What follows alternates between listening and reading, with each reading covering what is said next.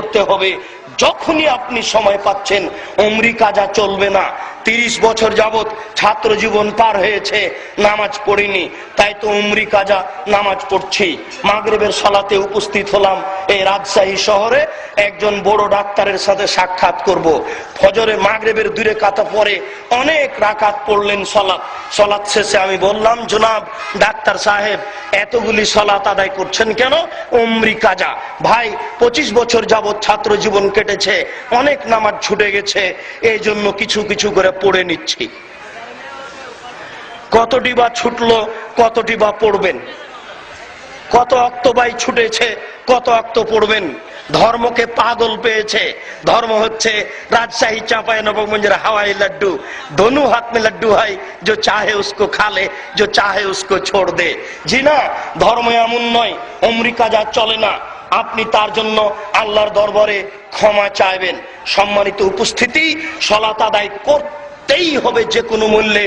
এ কারণে সেই কালে ইমাম আহমদ ইবনে হাম্বল রাহিমাহুল্লাহ বলেছেন, কেউ যদি অলসতা করে 1 ওয়াক্ত নামাজ ছেড়ে দেয় তাহলে তাকে হত্যা করতে হবে।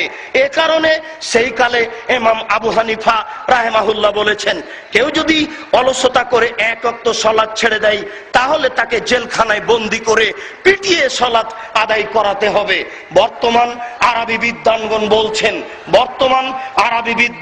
বলছেন যে স্বামী নামাজ পড়ে, স্ত্রী পড়ে না, স্ত্রী নামাজ পড়ে, স্বামী পড়ে না, তাহলে বিবাহ সম্পর্ক বিচ্ছিন্ন হয়ে গেছে।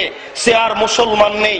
চেয়ারম্যান লাগে না, মেম্বার লাগে না, কাজী লাগে না, বিবাহ এমনিতেই গেছে, সম্পর্ক ছিন্ন হয়ে গেছে। আমরা বলতে চাচ্ছি, সালাত ত্যাগ করা মহাপাপ, সালাত ত্যাগ করা মহাপাপ, সালাত ত্যাগ করা মহাপাপ। 7 বছর বয়সে সালাতের আদেশ দিতে হবে। 12 বছর বয়সে, 10 বছর বয়সে পিটিয়ে সালাত আদায় করাতে হবে। 15 বছর বয়সে সালাত আদায় না করলে এই ছেলে মেয়ে বাড়িতে থাকতে পাবে না। তাকে আদায় করাতেই হবে যে কোনো মূল্যে। সালাত আদায় করাতেই হবে যে কোনো মূল্যে। সালাত আদায় না করে কোন সদস্য আপনার বাড়িতে ভাত খাবে, এমন মানুষ আপনি হয়েন না, এমন কাপুরুষ আপনি হয়েন না। পিতা আছে বলে যেন আমরা মনে করতে পারি, বিষয়টি ভাবুন।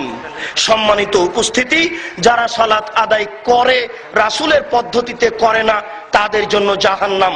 সালাত আদায় করতে হবে।